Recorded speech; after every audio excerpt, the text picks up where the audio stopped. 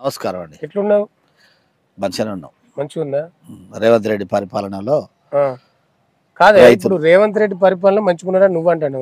ఇప్పుడు రేవంత్ రెడ్డి వచ్చి ఏడాది అయితే సంవత్సరం అయితే అంది.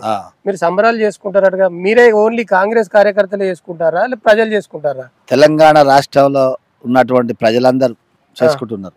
ప్రజలే చేసుకుంటారా? ప్రజలు చేసుకుంటారు, రైతులు చేసుకుంటున్నారు, మహిళలు చేసుకుంటున్నారు, విద్యార్థులు చేసుకుంటున్నారు, నిరుద్యోగులు చేసుకుంటున్నారు. ఎట్లా చేసుకుంటారే? వాళ్ళకి ఇంత రైతు బంధే లేదు, రుణమాఫీ రైతు రుణమాఫీ ఇచ్చిండ్రు. మళ్ళీ రైతు బంధు కొరకు వాళ్ళు మంత్రివర్గం మీటింగ్ పెడుతున్నారు. మళ్ళీ తక్కిన రైతు రుణమాఫీ కూడా పూర్తిగా ఇప్పుడు ఇవాళ రేపు చేస్తున్నారు. ఆల్రెడీ 2% వేయింది రైతు బంధు, పోదు ఇప్పుడు ఇస్తారు. వాళ్ళు అదే ఆలోచన మీద ఉన్నారు. తుమ్మల నాగేశ్వరరావు గారు, పొంగులేటి శ్రీనివాసరెడ్డి గారు, రేవంత్ రెడ్డి గారు, మరి వీళ్ళందరూ కూడా ఈ రైతులకు రుణమాఫీ అనేది చేసినాము, రైతు బంధు కూడా ఇవ్వడానికి వాళ్ళ ఆలోచన ఉన్నారు. ఇప్పుడు ఎందుకంటే కేసీఆర్ అసలు గుట్టలకు కూడా వేరే 100,000 ఎకరాలకు ఇచ్చి ఈ యొక్క రాష్ట్రాన్ని మొత్తం దుర్భరమైనటువంటి రాష్ట్రంగా చేసిండు. కాబట్టి ఇప్పుడు మనం ఆ ఇంట్లో తోలినాం వాళ్ళను, అలా ఏం లేదు, వాళ్ళని సమకూర్చుకుంటానికి ఈ మంత్రివర్గం రేవంత్ రెడ్డి గారు కూడా ఎక్కజల్ చేస్తారండి. ఇప్పుడు కేటీఆర్ అంటాడు ఏం బీకిరు వీళ్ళు అని చెప్పి సంబరాలు చేసుకుంటారు, ఉత్సవాలు. కేటీఆర్ కు పదవి పోయినాక వాళ్ళకు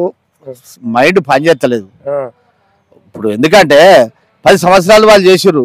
నేనేమంటానా, నిజంగా కూడా నేను వాస్తవం చెప్తున్నా, కేసీఆర్ ఉద్యమం చేయడానికే కరెక్ట్. పరిపాలనలో కేసీఆర్ ఫెయిల్ అయ్యాడు. పరిపాలనలో కేసీఆర్ ఫెయిల్ అయ్యిండు. ఈ టిఆర్ఎస్ అనే పేరు తీసి బిఆర్ఎస్ అనే పేరు పెట్టాక ఇంకా ఫెయిల్ అయ్యిండు. ఎందుకంటే బిఆర్ఎస్ అంటే అక్కడక్కడ ఎంపీలు గెలవాలి.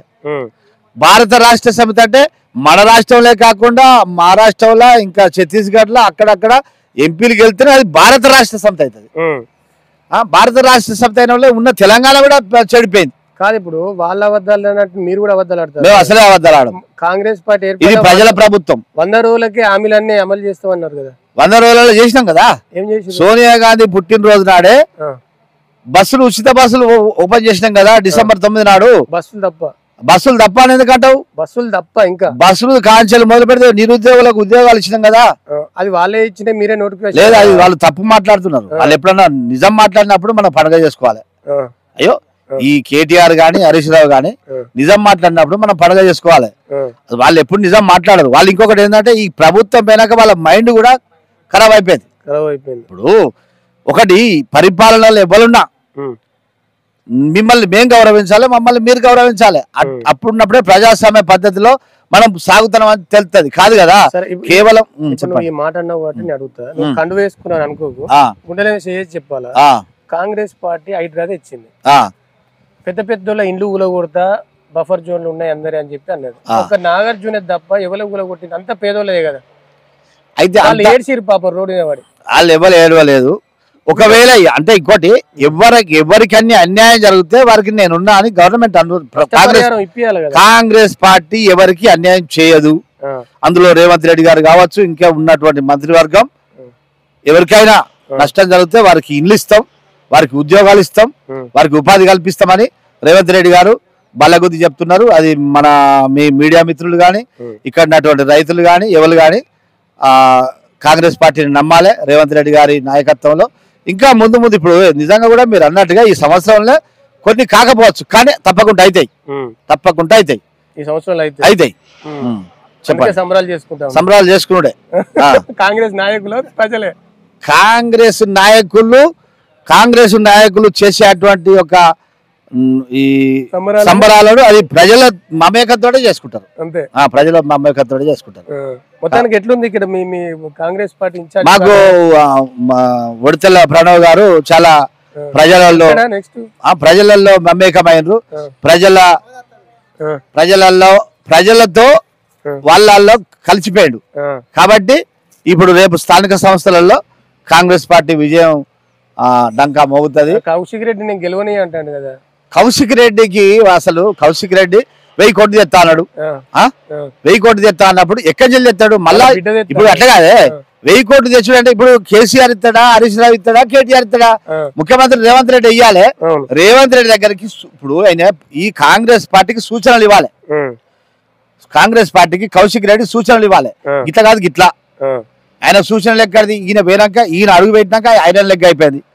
ఆ పార్టీకి నష్టమైంది అంటావా? ఆ పార్టీ ఇవో నేను గిట్ల చేస్తే బాగుంటుంది గట్ల చేస్తే ఎప్పుడన్నా హుజురాబాద్ నడిపొట్ల జేఏసీలతోటి తెలంగాణ కొరకు పోరాటం చేసిండు ఈ కౌశిక్ రెడ్డి. తెలంగాణ మీద రాళ్ళేసినది మనందరికీ తెలుసు చరిత్ర.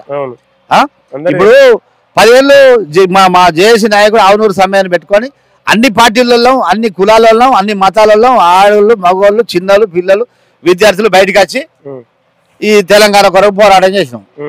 ఈ తెలంగాణ కొరకు పోరాటం చేసిన దాంట్లో ఈ వేరెంకలు కావచ్చు, హుజురాబాద్ కావచ్చు, జమ్మిగుట్ల కావచ్చు, ఇల్లంతగుట్ల కావచ్చు, కమలాపురంలో కావచ్చు, ఎక్కడన్నా జేఏసీలో పాల్గొన్నాడా ఇప్పుడు ఉన్నటువంటి ఎమ్మెల్యే కౌశిక్ రెడ్డి?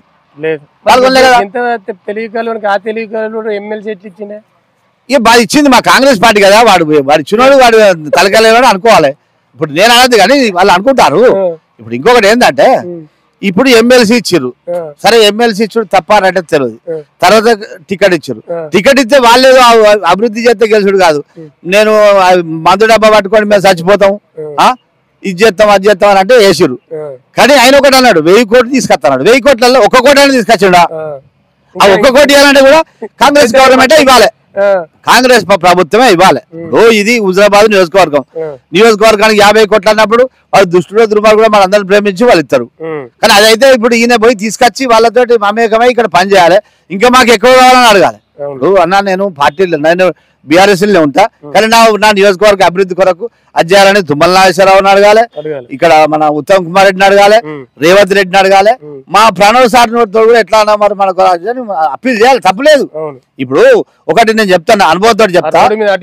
ఒకటి సారు కేతిరి సాయిరెడ్డి గారు కీర్తిశేషులు అయ్యారు కదా, ఆయన శాసనసభ్యుడు మాజీ ఎమ్మెల్యే ఉన్నప్పుడు ఇక్కడ పెద్దిరెడ్డి మంత్రిగా ఉన్నప్పుడు హుజురాబాద్ బస్టాండ్ ఎస్టాబ్లిషన్ చేసినప్పుడు ఇదే కేసీఆర్ రవాణా శాఖ మంత్రి, మాజీ ముఖ్యమంత్రి, అప్పుడు రవాణా శాఖ మంత్రి, ఆయన తీసుకొచ్చి ఎస్టాబ్లిషన్ చేసినప్పుడు మీ సూచనలు ఇవ్వండి సాయిరెడ్డి గారు అడిగారు.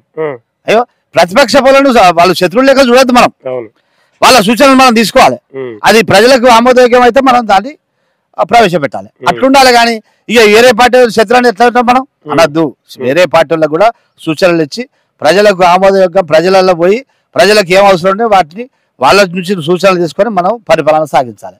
ఈ రీతిగానే ఇప్పుడు మన రేవంత్ రెడ్డి ఏమంటున్నాడు, అరే రావయ్యా నువ్వు అసెంబ్లీకి రా, నీ సూచనలు ఇవ్వు.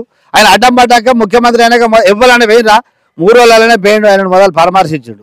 మీరు మంచిగా ఉండాలి, మీరు అసెంబ్లీకి రావాలి, మీ సూచనలు ఇవ్వాలి, మీ సూచనలు మేము పాటించాలి, అవి ప్రజలలో మనం కలిసి ప్రజలకు చేద్దాం అని అన్నాడు రేవంత్ రెడ్డి. ఎట్లా ఎవరన్నా అన్నది అట్లా, రాష్ట్రంలో ఎవరన్నా అట్లా వాడు మంచిగా పడ్డాడు అని అనుకుంటారు కొంతమంది, కానీ అట్లా అనుకోలే.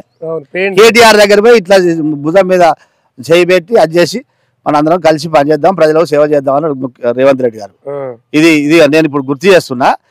కేసీఆర్ కూడా మంచిగా ఉండాలి, ఇప్పటికి కూడా నేను అంటున్నా, కేసీఆర్ మంచిగా ఉండాలి, కేటీఆర్ మంచిగా ఉండాలి, హరీష్ రావు మంచిగా ఉండాలి, ప్రజల కొరకు ఈ ప్రభుత్వానికి సూచనలు ఇవ్వాలి. మనందరం కలిసి ఈ 5 సంవత్సరాల నువ్వు ఏ విషయం వేసినా కాంగ్రెస్ గవర్నమెంట్ ఉంటుంది కదా, కాంగ్రెస్ గవర్నమెంట్ ప్రజలకు అభివృద్ధి కొరకు వీళ్ళు ఏమైనా పొరపాటు చేస్తే మీరు అనండి, మీరు ప్రతిపక్షంలో ఉండడం మాకు సమరం, ప్రతిపక్షం గట్టిగా ఉండాలి. నేను ఒక కాంగ్రెస్ నాయకుడిగా చెప్తున్నా, ప్రజల కొరకు నిలబడాలి, ప్రభుత్వానికి సూచనలు ఇవ్వాలి. ఈ అవకాశం ఇచ్చినటువంటి జిఎస్ఆర్ కు నా యొక్క కృతజ్ఞతలు. కాంగ్రెస్ పార్టీ హుజురాబాద్ కాంగ్రెస్ పార్టీ అధ్యక్షుడు సొల్లు బాబు, అధ్యక్షుడు ఇప్పుడు పట్టణాధ్యక్షుడిని. Okay, thank you.